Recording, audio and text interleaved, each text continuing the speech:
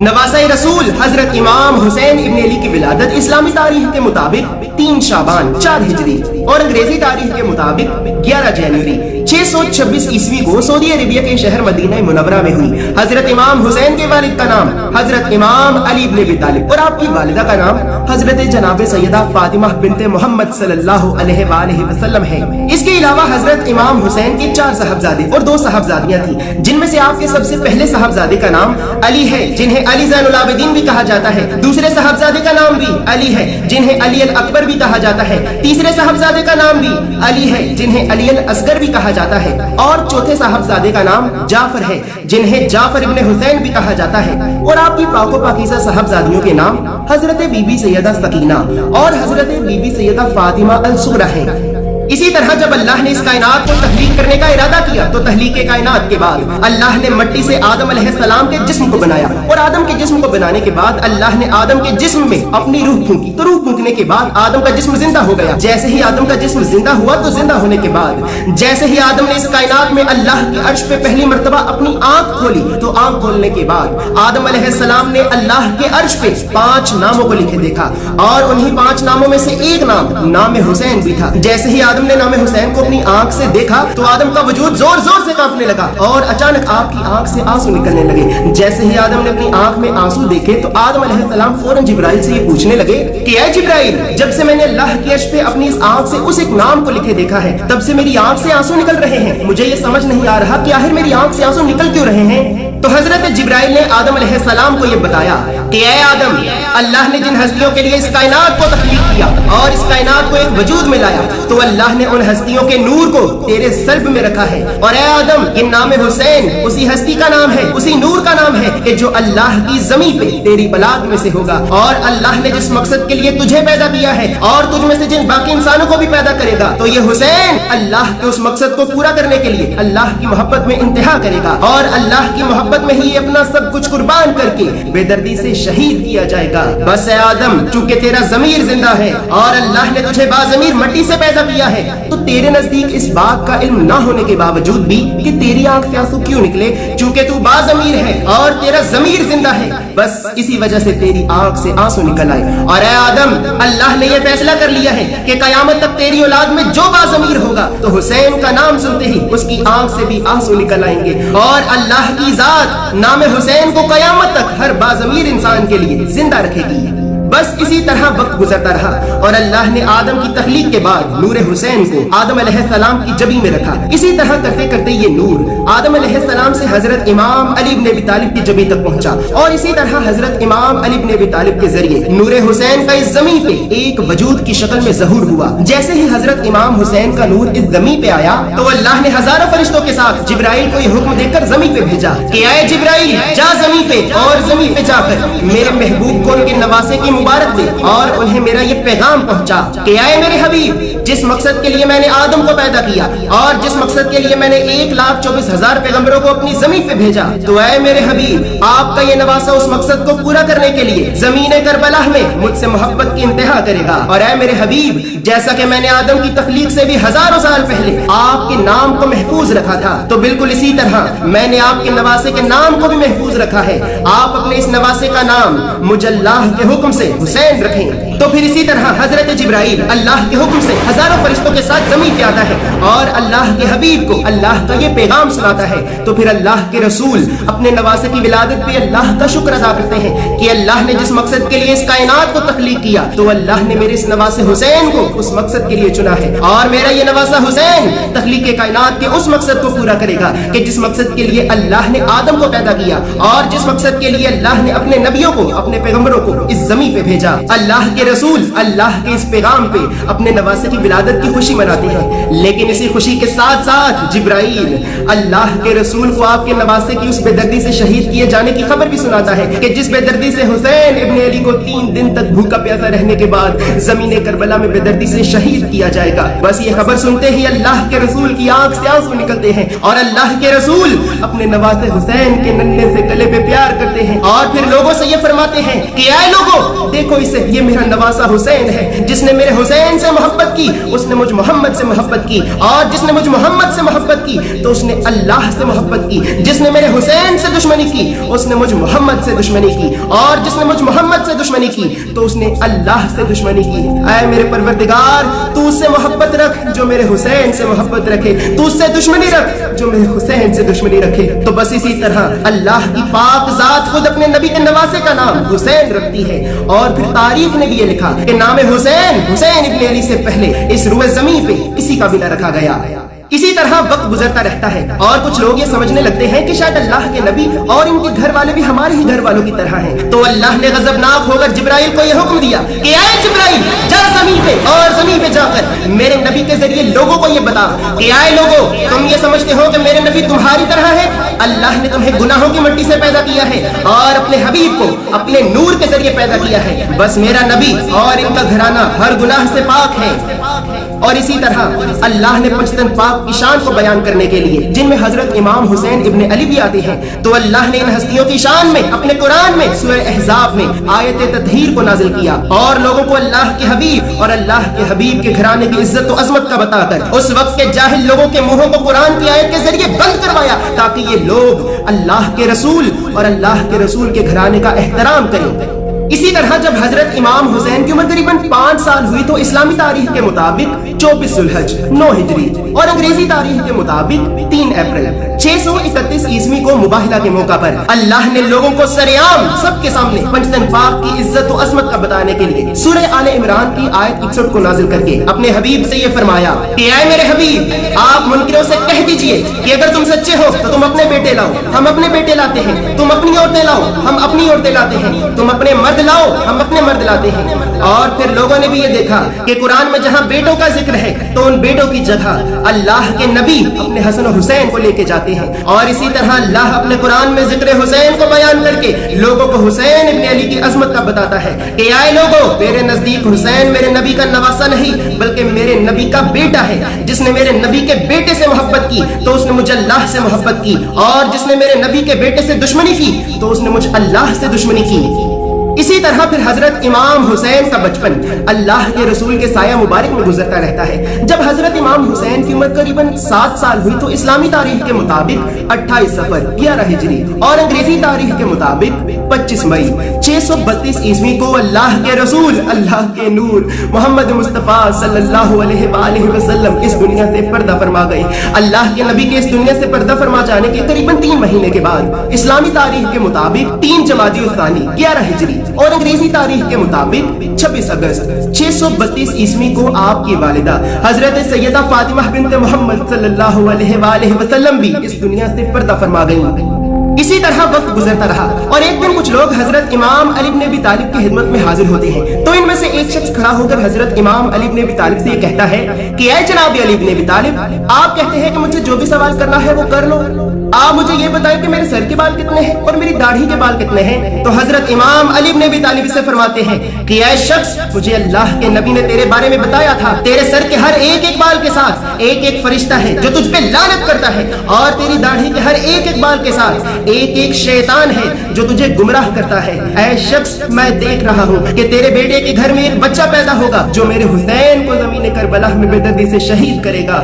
इसी तरह कुछ ही अरसे के बाद जब हजरत इमाम हुसैन अपनी जवानी की उम्र को पहुंचे तो आपके वालिद हजरत इमाम अली इब्न अबी तालिब ने आपकी शादी बादशाह यज़्ज़द की बेटी हजरत सैयदा शहरबानो से कर दी, जिनमें से आपके एक साहबजादे हुए जिन्हें लोगों ने हजरत इमाम अली ज़ैनुल आबिदीन के नाम से पुकारा। चूंकि हजरत इमाम हुसैन एक नूरानी हस्ती है तो इसी वजह से अल्लाह ने आपका जिक्र दूसरी आसमानी किताबों में भी किया है। तो रात में आपको शब्बीर के नाम से पुकारा गया है, जबकि इंजील में आपको ताब के नाम से पुकारा गया है, और कुरान में आपको अल्लाह के नबी के बेटे के अंदाज से पुकारा गया है। इसके अलावा हजरत इमाम हुसैन ने 32 साल की उम्र में जंगे जमल, 33 साल की उम्र में जंगे सफीन और 34 साल की उम्र में अपने बाबा अली इब्न अबी तालिब के साथ मिलकर जंगे नहरवान भी लड़ी और दुश्मन खुदा को मुंह तोड़ जवाब दिया। इसी तरह इसके बाद जब हजरत इमाम हुसैन की उम्र करीबन 36 साल हुई तो आपके बाबा हजरत इमाम अली इब्न अबी तालिब को इस्लामी तारीख के मुताबिक 21 रमजान 40 हिजरी और अंग्रेजी तारीख के मुताबिक 28 सितंबर 661 ईस्वी को मस्जिद कूफा में जहर आलूद तलवार के वार से शहीद कर दिया गया। हजरत इमाम अली इब्न अबी तालिब के इस दुनिया से पर्दा फरमा जाने के बाद वक्त के इमाम हजरत इमाम हसन इब्न अली बने, लेकिन यजीदियों ने हजरत इमाम अली की शहादत के 9 साल बाद हजरत इमाम हसन को भी जहर देकर बेदर्दी से शहीद करवा दिया। हजरत इमाम हसन की शहादत के बाद आपके छोटे भाई हजरत इमाम हुसैन इस दुनिया में बहुत अकेले और तन्हा रह गए और उस वक्त के बहुत बड़े बड़े लोग जो कि बहुत बड़े दीनदार भी थे, तो वो दीनदार लोग भी दुनिया की ऐशो इशरत और दुनिया की लज्जतों को देखकर गुमराही के रास्ते पे चलने लगे। तो बस वक्त के इमाम ने ये इरादा किया कि वो अपनी सारी जिंदगी अपने नाना की उम्मत की इस्लाह करने में लगा देंगे और इसी तरह हजरत इमाम हुसैन अपने नाना की उम्मत की इस्लाह करने लगे और अल्लाह के सच्चे दीन को फैलाने लगे। इधर अभी हजरत इमाम हुसैन अपने नाना की उम्मत की इस्लाह कर रहे थे तो दूसरी तरफ लोगों ने यजीद को वक्त का हाकिम बना दिया। यजीद ने हाकिम वक्त बनते ही ये हुक्म जारी किया कि कोई दीन नहीं, कोई कुरान नहीं, कोई नबी नहीं, ये इस्लाम सब झूठ है। आज के बाद वही दीन होगा, वही कुरान होगा जो मैं कहूंगा, और अगर आज के बाद किसी ने भी मेरे हुक्म का इनकार किया या फिर मेरी बैत करने से इनकार किया तो मैं उसे तड़पा तड़पा कर इस जमीन की सफाई हस्ती से ही मिटा दूंगा। उस वक्त के हजारों लोग यजीद के डर, खौफ, उसकी दौलत, ताकत, हुकूमत और फौज को देखकर यजीद की बैत करने लगे। दूसरी तरफ जब सहाबे रसूल और बाकी सब मुसलमानों ने ये देखा कि यजीद ने तो इस्लाम के खिलाफ बगावत कर दी है और यजीद तो इस्लाम को खत्म कर देना चाहता है, तो हजारों लोग हजरत इमाम हुसैन से ये कहने लगे कि ऐ नवासा रसूल, ऐ वक्त के इमाम, आपके नाना का दीन खतरे में है। यजीद ने अलल ऐलान ये कह दिया है कि इस्लाम एक झूठा दीन है और यजीद अब इस्लाम को खत्म करना चाहता है। ऐ नवासा रसूल, हम सब मुसलमान इसी वक्त आपके हाथ पे आपकी बैत करते हैं। हम सब आपके साथ मिलकर यजीद के खिलाफ जंग करके इस मलून को वासिले जहन्नुम करना चाहते हैं। तो बस उस वक्त के लोग मदीना में यजीद के खिलाफ हजरत इमाम हुसैन की बैत करने लगते हैं। जब यजीद को इस बात का इल्म हुआ कि मदीने के लोग मेरे खिलाफ हुसैन की बैत कर रहे हैं तो यजीद ने मदीना के हाकिम को यह खत लिखा कि आए वली, तुम मेरी तरफ से फौरन हुसैन इब्न अली से मेरी बैत ले। अगर हुसैन मेरी बैत नहीं करता तो उसे बेदर्दी से कत्ल कर दे, मुझे उसके कत्ल का कोई फर्क नहीं पड़ता। इसके बाद जैसे ही यजीद के हुक्म पे मदीना के हाकिम ने हजरत इमाम हुसैन से यजीद की बैत लेना चाही तो हजरत इमाम हुसैन ने मदीना के हाकिम से यह कहकर यजीद की बैत करने से साफ साफ इनकार कर दिया कि ऐ वलीद, क्या तू मुझे नहीं पहचानता और यजीद की करतूतों को नहीं जानता? अगर मुझ जैसा इमाम वक्त ही यजीद की बैत करता है और हक को बातिल के आगे झुका देता है तो कयामत तक के लिए हक कभी भी बातिल पे वाज़ेह ही ना होगा। और अगर मुझ जैसा इमाम वक्त ही यजीद की बैत करेगा तो मेरे नाना की उम्मत ये कहेगी कि अगर हुसैन इमाम वक्त होने के बावजूद भी यजीद की बैत करता है तो हमें भी यजीद की बैत करनी चाहिए। और इसी तरह मेरी बैत की वजह से ही ज़मीन पे हक को हमेशा हमेशा के लिए मिटा दिया जाएगा। ऐ वलीद, यजीद से कह दे कि हुसैन अपने नाना के दीन के लिए अपना सर कटा सकता है लेकिन कभी भी यजीद जैसे के हाथ पे बैत नहीं कर सकता। और इसी तरह इमाम वक्त हुसैन इब्न अली के इस इनकार की वजह से ही फौज यजीद मदीना में ही इमाम हुसैन के कत्ल की प्यासी बन जाती है। तो जैसे ही नवासे रसूल को इस बात का इल्म हुआ तो नवासे रसूल ने अपने नाना के दीन की हिफाजत के लिए यजीद के खिलाफ अपना घर बार, अपना सब कुछ छोड़कर मदीने से मक्का की तरफ हिजरत करना शुरू कर दी। जैसे ही नवासे रसूल अल्लाह के घर काबा में पहुंचते हैं तो काबा में पहुंचने के बाद वहाँ के लोग आपका खूब इस्तकबाल करते हैं और फिर नवासे रसूल मक्के में भी जगह जगह अपने नाना की उम्मत की इस्लाह करने की कोशिशें करते रहते हैं। और इन्हीं कोशिशों के दौरान हजारों लोग हजरत इमाम हुसैन को कूफा से यह खत लिखते हैं कि ऐ नवासा रसूल, ऐ वक्त इमाम, हम यजीद के खिलाफ आपके हाथ पे बैत करना चाहते हैं, आपके साथ मिलकर यजीद के खिलाफ जंग करना चाहते हैं। आप मक्के को छोड़कर हमारी इस्लाह करने के लिए हमारे शहर कूफा चले आइए। इसके बाद वो फौज यजीद जो कि दुनिया की दौलत और दुनिया की लालच में अपने जमीरों को बेच चुकी होती है तो फौज यजीद ये इरादा करती है कि हम हुसैन को मक्के में ही सरेआम लोगों के सामने इस बेदर्दी से कत्ल करेंगे कि मक्के के लोग आले नबी औलाद अली की ताज़ीम करना ही भूल जाएंगे और हुसैन के कत्ल के बाद हम काबा की तौहीन करेंगे, मुसलमानों की तजलील करेंगे और मुसलमानों से जबरदस्ती यजीद की बैत लेंगे और जो यजीद की बैत करने से इनकार करेगा तो उसे भी हुसैन की तरह ही बेदर्दी से कत्ल कर देंगे। दूसरी तरफ जैसे ही नवासे रसूल हुसैन इब्न अली को इस बात का इल्म होता है कि फौज यजीद मुझे अल्लाह के घर काबा में कत्ल करके काबा की तौहीन करना चाहती है तो नवासा रसूल अल्लाह के घर काबा की हुर्मत को बचाने के लिए अपने असहाब, अपनी बहनों बेटियों को इकट्ठा करते हैं और कूफा के लोगों की दावत पर मक्का से अपना घर बार, अपना सब कुछ छोड़कर कूफा की तरफ सफर करना शुरू कर देते हैं। हजरत इमाम हुसैन मक्का से कूफा के रास्ते में 18 मुख्तलिफ मुकामात पे रुकते हैं और हर मुकाम पे रुककर अपने नाना की उम्मत को ये बताते रहते हैं कि आए मुसलमानों, यजीद तुम्हारे तुम्हारे नबी के दीन का दुश्मन है। तुम जो नमाज पढ़ते हो, अल्लाह पे ईमान रखते हो, वो इसी ईमान को खत्म करना चाहता है। मेरा मकसद मेरे नाना के दीन की हिफाजत करना है। हुसैन रहे या ना रहे, अल्लाह का दीन ता कयामत रहेगा। इसके बाद जैसे ही इमाम वक्त अभी कुफा के नजदीक ही पहुंचते हैं तो फौज यजीद को यह खबर मिलती है कि हुसैन कुफा पहुंच रहा है, और कुफा पहुंचने के बाद ये कुफियों के साथ मिलकर यजीद के खिलाफ जंग करना चाहता है। तो फौज यजीद 2 मुहर्रम 61 हिजरी को आगे बढ़ती है और रास्ते में ही करबला के मुकाम पे हजरत इमाम हुसैन इब्न अली और आपके काफिले वालों का रास्ता रोक लेती है और नवासे रसूल से ये कहती है कि आए हुसैन, हमें यजीद का ये हुक्म है कि हुसैन से कहें कि वो यजीद की बैत करे। अगर हुसैन यजीद की बैत नहीं करता तो हुसैन को और हुसैन के घर वालों को तड़पा तड़पा कर इस जमीन पे कत्ल कर दे। आए हुसैन, अगर तुमने यजीद की बैत ना की तो हम तुम्हारी लाशों को इस जमीन की सफाई हस्ती से ही मिटा देंगे। तो नवासे रसूल इमाम हुसैन इब्न अली यजीदियों से ये फरमाते हैं कि ऐ फौजे यजीद, क्या तुम मुझे नहीं पहचानती? मैं रसूलुल्लाह का नवासा हूँ, उस अली का बेटा हूँ कि जिस अली के बारे में अल्लाह के रसूल ने ये फरमाया कि अली हक के साथ है और हक अली के साथ है। आए फौजे यजीद, क्या तू ये चाहती है कि हक बातिल की बैत कर ले? हुसैन अपने नाना के दीन के लिए अपना सर कटा सकता है, लेकिन अपना हाथ यजीद जैसे के हाथ पर रख के उसकी बैत नहीं कर सकता।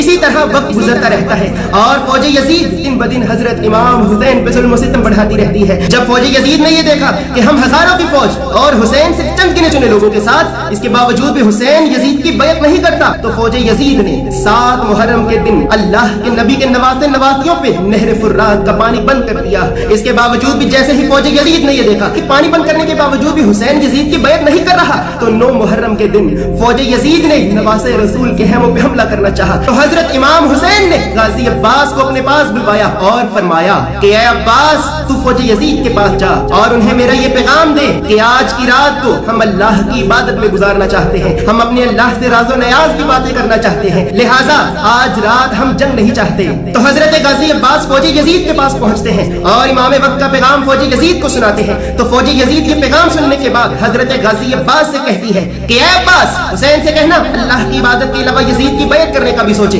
हुसैन के पास सिर्फ आज रात तक का वक्त है, वरना सुबह होते ही तुम सबको बेदर्दी से कत्ल कर दिया जाएगा। तो ये सुनते ही गाजी अब्बास जल्लाल में आते हैं और यजीदियों से ये फरमाते हैं कि ऐ खुदा के दुश्मनों, तुम आज रात तक के वक्त की बात करते हो? खुदा की कसम, अगर मुझे मेरे मौला हुसैन तुम्हें वासिले जहन्नुम करने की सिर्फ इजाजत दे दे तो मैं तुम्हारे पास आज रात तक के वक्त को भी ना छोड़ूं। हुसैन मेरे वो मौला हैं कि जो वक्त की भी तकदीरें बदल देते हैं, और तुम मेरे मौला हुसैन को वक्त देने की बात करते हो।